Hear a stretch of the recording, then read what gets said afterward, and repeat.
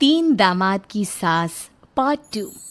अब तक आपने सुना कि कावेरी जी अपनी तीनों बेटियों ईशा, मोहिनी और सुहाना की शादी तीन घर जमाई लड़कों के साथ करवा देती है। उन्हें लगता है कि ये लड़के शायद घर का कामकाज संभाल लेंगे, लेकिन उनके तीनों घर जमाई बहुत आलसी थे। वो नौकरी भी नहीं करते थे और बाहर का काम भी नहीं। कावेरी जी ने अपनी बेटियों से कहा कि वो प्रेगनेंसी का बहाना बनाकर अपने पतियों को सबक सिखाए। अब सुनिए आगे। मम्मी, आपने जैसा कहा था हमने वैसा ही किया, लेकिन देखिए ना, विवेक का हाल तो वैसा का वैसा ही है। घर में ना सुबह का नाश्ता बनता है और ना खाना। नौकरी पर जाने की बात करूं तो खाने को दौड़ते हैं मुझे। हाँ मम्मी, मैंने भी सुमित को कितनी बार कहा कि अगर नौकरी नहीं करनी तो कोई छोटी सी दुकान ही खोल लो। घर का खर्चा कैसे चलेगा? देखो दोपहर के 12 बजने आए और जनाब अभी तक सो रहे हैं। हाँ मम्मी, ईशा और सुहाना ठीक कहती हैं। अविनाश का भी यही हाल है। जब मैंने अपनी प्रेगनेंसी के बारे में कहा तो मुझसे कहने लगा, अरे दूसरी लड़कियां तो 9-9 महीने तक नौकरी करती है, बस डिलीवरी के टाइम छुट्टी लेती है। मोहिनी, तुम भी नौकरी करो। अब मुझे कहाँ नौकरी मिलेगी? मम्मी बताओ अब मैं क्या करूँ? हे भगवान, क्या सोचकर घर जमाई दामाद लाई थी मैं कि मेरी बेटियां मेरे पास रहेंगी और खुश रहेंगी, लेकिन इन आलसी दामादों ने तो हमारी जिंदगी को भी प्रॉब्लम में डाल दिया है। मैं तो कहती हूँ मम्मी, हम लोग वापस अपनी जॉब पर जाना शुरू कर देते हैं। बता देते हैं इन लोगों को कि हमने प्रेगनेंसी का बहाना किया है। नहीं नहीं बेटा, ऐसी गलती भी मत करना। अगर तुमने ऐसा किया तो इन तीनों की आदत और ख़राब हो जाएगी। अरे आज नहीं तो कल कभी तो तुम प्रेग्नेंट होगी, तब वापस यही प्रॉब्लम आएगी। तब क्या करोगी तुम तीनों? हाँ मम्मी, आपकी बात तो बिल्कुल सही है। इन लोगों को तो सुधारना ही पड़ेगा। लेकिन कैसे? अपने बच्चों के आने की खबर सुनकर भी इन लोगों पर कोई असर नहीं हो रहा।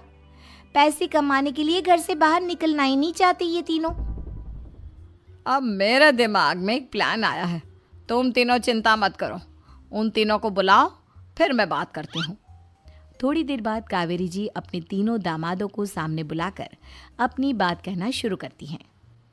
अविनाश, सुमित और विवेक, देखो बेटा, मैं ना तुम तीनों से बड़ा प्यार करती हूँ, इसीलिए तो तुम्हें घर जमाई बना कर रखा है मैंने।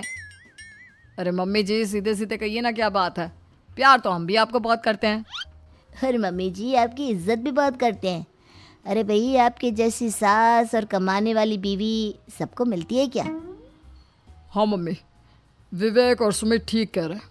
आपकी बेटी से शादी करके मेरी तो ज़िंदगी ही अच्छी हो गई है। जानती हूँ मैं, और ये भी जानती हूँ कि तुम तीनों अपने अपनी बीवियों से बहुत प्यार करते हो। बेटा, बात ऐसी है कि हमारे कुल गुरु ने कहा है कि प्रेग्नेंट होने के बाद मेरी तीनों बेटियां शुरू के 4 महीने हमारे गांव में जाकर रहेगी, जहां मेरे चाचा जी रहते हैं। अरे लेकिन क्यों मम्मी, गांव में जाकर रहने की क्या ज़रूरत है इन तीनों को?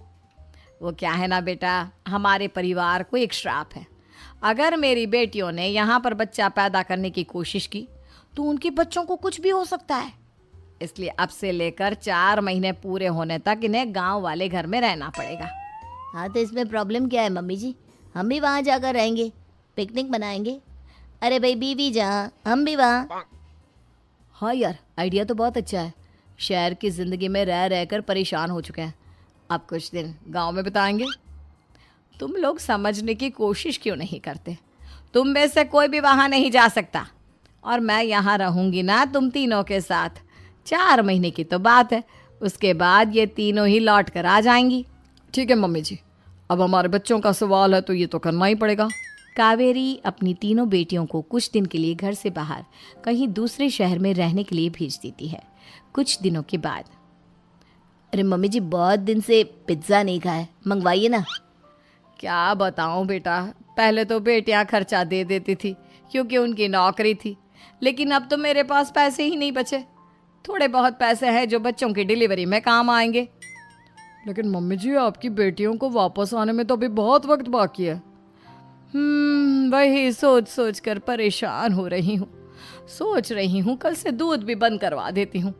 अब दूध वाले को देने के लिए पैसे भी तो नहीं है ना। अरे नहीं नहीं मम्मी जी, अगर दूध भी बंद करवा दोगी तो मुझे चाय कहाँ से मिलेगी? और चाय के बिना मैं तो मर ही जाऊंगा। क्या करूं बेटा, इसके अलावा हमारे पास कोई ऑप्शन नहीं है, मेरे पास पैसे ही नहीं बचे। इस तरह कावेरी जी धीरे धीरे अपने तीनों दामादों को पैसे देना बंद कर देती हैं और घर में खाने पीने की चीजें लाना भी बंद कर देती है। अब वो तीनों बुरी तरह से परेशान होने लगे थे और इसलिए एक दिन तीनों प्लान करके घर से बाहर निकलते हैं और बाजार में जाने के बाद यार अच्छा खाना खाए हुए कितने दिन हो गए, पता नहीं कब अच्छा खाना मिलेगा। हमारी बीवियों के जाने के बाद तो हमारी हालत भिखारियों जैसी हो गई है यार। कुछ भी हो, मुझे तो आज पिज्ज़ा खाना ही खाना है। जेब में 1 रुपया नहीं है और पिज्ज़ा खाएगा, कहाँ से आएंगे पैसे? अरे देख वहाँ सामने बोर्ड पर क्या लिखा हुआ है, कंप्यूटर पर काम करने के लिए एक आदमी की आवश्यकता है। भाई मैं तो जा रहा हूँ, काम करूँगा और शाम तक पैसे लाकर आराम से पिज्ज़ा खाऊंगा। जा जा, तुझे कोई काम नहीं देने वाला, हम तो घर जा रहे हैं। चल भाई सुमित। सुमित और अविनाश वहाँ से चले जाते हैं और विवेक उस कंप्यूटर शॉप पर सारा दिन काम करके 5,000 रुपये कमा कर घर लौट कर आता है और अपने खाने के लिए अच्छी अच्छी चीज़ें भी लेकर आता है। ये देखकर विवेक और सुमित के दिल में भी कुछ पैसे कमाने की इच्छा जागती है। अरे सुबह सुबह कहाँ चल दिए तुम? मम्मी जी एक बहुत अच्छी जगह मिली है, कंप्यूटर पर काम करने के 5,000 मिले थे कल मुझे। अगर रोज़ काम करूँगा तो पूरे 40,000 की तनख्वाह। अरे वाह, ये तो बहुत अच्छी बात है दामाद जी, आपको जाना ही चाहिए। सुमित और अविनाश विवेक को इस तरह तरक्की करते देखकर परेशान हो जाते हैं और वो दोनों भी काम की तलाश में निकल पड़ते हैं। धीरे धीरे उन दोनों को भी काम मिल जाता है। अब कावेरी के तीनों दामाद छोटी मोटी नौकरी करके अच्छा पैसा कमाने लगे थे। एक दिन कावेरी उन्हें अपने पास बुलाती है। अरे वाह, विवेक 40,000 कमा लेता है, अविनाश 60,000 और सुमित तुम भी 40,000 के आसपास कमा ही लेते हो। कुल मिलाकर तुम अच्छे खासे पैसे कमा रहे हो बेटा। हाँ मम्मी जी, बहुत मज़ा आता है जब महीने के एंड में मोटी रकम हाथ में आती है। पूछिए मत मम्मी जी, घर में रहकर रोटी बना बना कर और तो जैसा महसूस होने लगा था मुझे तो। हाँ बेटा, तुम तीनों की बात तो बिल्कुल ठीक है और जानते हो अब तुम तीनों की पत्नियां भी वापस लौट कर आने वाली है। लेकिन मम्मी जी अभी तो उन्हें गए सिर्फ 2 महीने हुए हैं, आपने तो कहा था वो 4 महीने के बाद लौट कर आएंगी।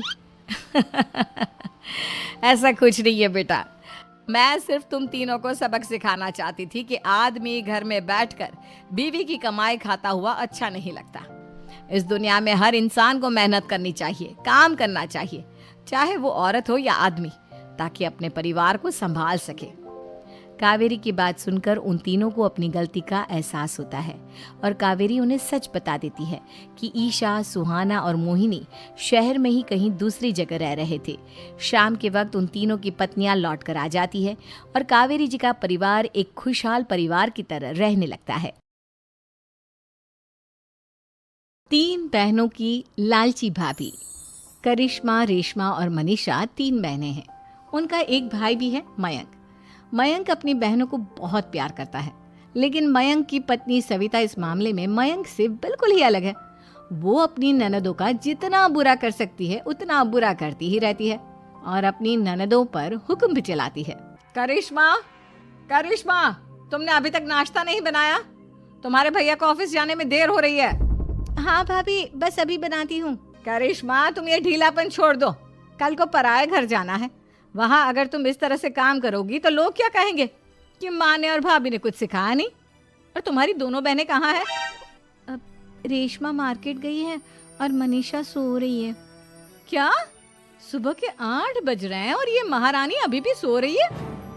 ये कहते हुए सविता अपनी सास दुर्गा देवी के पास जाती है। माँ जी, देख रही हो अपनी बेटियों के तौर तरीके? क्या हुआ बहू, सुबह सुबह क्या कर दिया मेरी बेटियों ने? अरे एक तो अभी अभी उठकर किचन में गई है, दूसरी सुबह सुबह बाहर चली गई और तीसरी अभी तक सो रही है। क्या करूं मैं इन तीनों का, मैं तो परेशान हो गई हूँ। जा जाकर उठा उसे और रेशमा से मैं बात करती हूँ। सविता सीधा मनीषा के कमरे में जाती है और उससे कहती है, महारानी जल्दी उठो, सूरज सर पर आ गया है।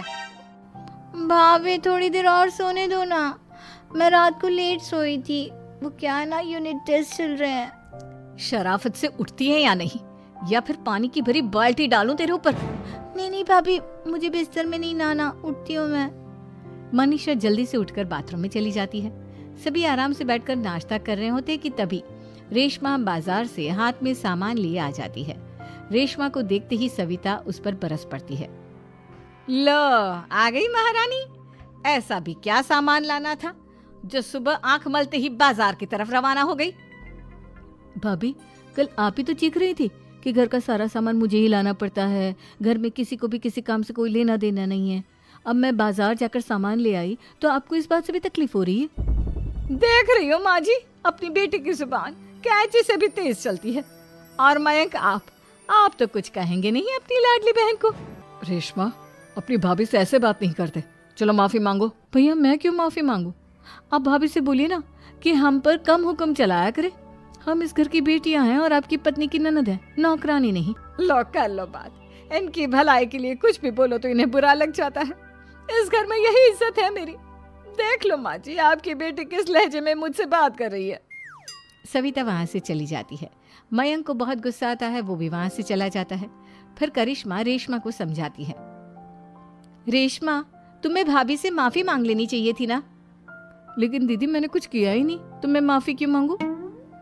हाँ करिश्मा दीदी, रेशमा दीदी जैसे ही घर में आई भाभी ही उन पर चिल्ला रही थी। हाँ, मैं मानती हूँ कि गलती भाभी की थी। मैं तो इसलिए बोल रही हूँ कि भाभी ने माँ को तो पूरी तरह अपने वश में कर लिया है। वो हमारी बात सुनती ही नहीं। मयंक भैया हमारे लिए हमेशा खड़े रहते हैं, इसलिए उनकी बात का मान तो तुम्हें रखना चाहिए था ना। कोई फायदा नहीं दीदी, कुछ दिनों की बात और है, भाभी उन्हें भी हमारे खिलाफ भड़का देंगी। फिर वो भी माँ की तरह हमारी किसी बात का विश्वास नहीं करेंगे।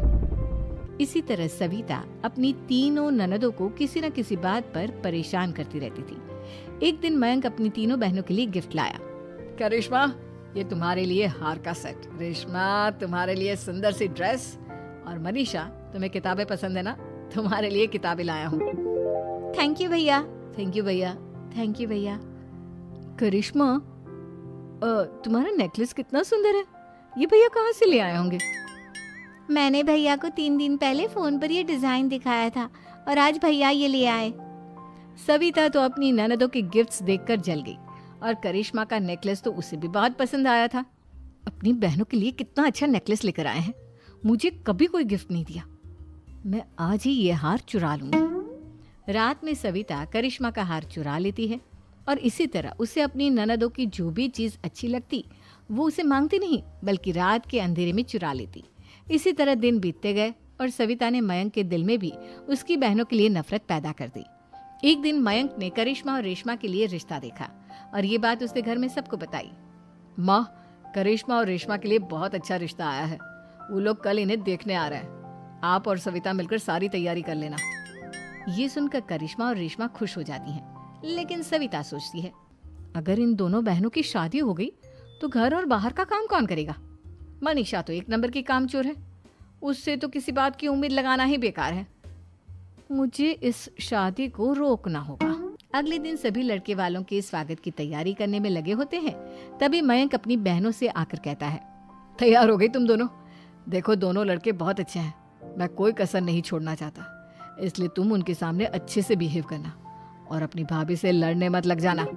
करिश्मा, तुम वो नेकलेस पहन लो ना जो मैं तुम्हारे लिए लाया था। भैया, मैं बहुत देर से वो नेकलेस ढूंढ रही हूँ, लेकिन मुझे मिल ही नहीं रहा। क्या तुमने नेकलेस खो दिया? तुम्हें पता भी है वो कितना महंगा था। तुम कोई काम ढंग से नहीं कर सकती।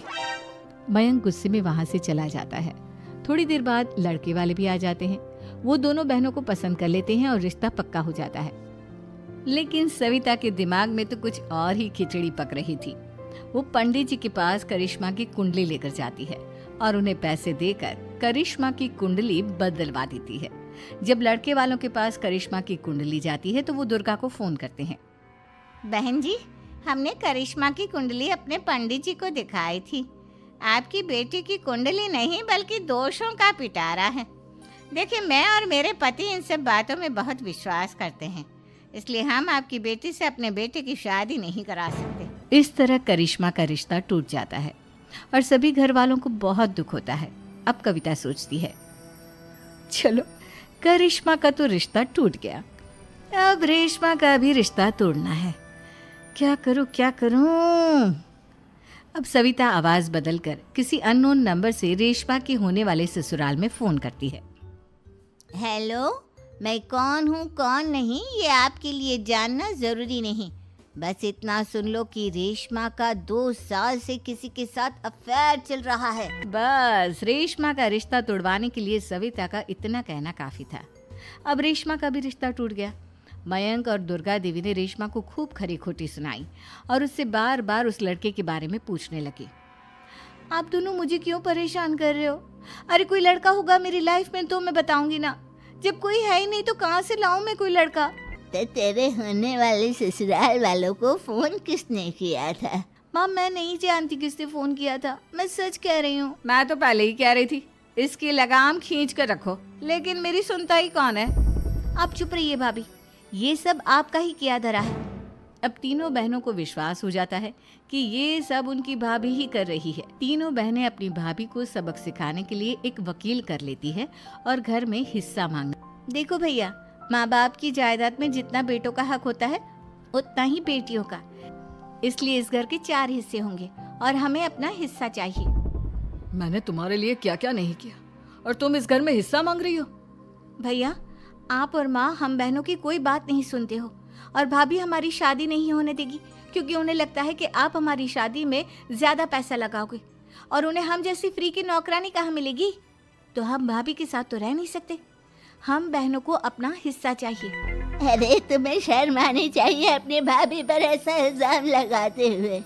वो तुम्हारे बारे में कितना सोचती है। हाँ माँ, भाभी हमारे बारे में बहुत सोचती है। दिन रात बस यही सोचती रहती है कि किस तरह से अपनी तीनों ननदों को परेशान करूं और कभी मुझे पढ़ने भी नहीं देती। दोनों बहनों का रिश्ता भी तो इन्होंने ही तोड़वाया है और रात में हमारे कमरे में आकर हमारी चीजें भी चुराती हैं। इसी तरह सविता की तीनों ननदें अपनी बात पर अड़ी रही। अब कोर्ट में तारीख भी शुरू हो गई। जब सविता को लगा कि उसकी तीनों ननद इतनी आसानी से नहीं मानने वाली, तो उसने अपने पति और सास को सारी सच्चाई बता दी और अपनी तीनों ननद से माफी मांगी। मयंक और दुर्गा को भी अपनी गलती का एहसास हो गया। अब सविता खुद करिश्मा और रेशमा के लिए अच्छा रिश्ता ढूंढती है और उनकी शादी करवाती है।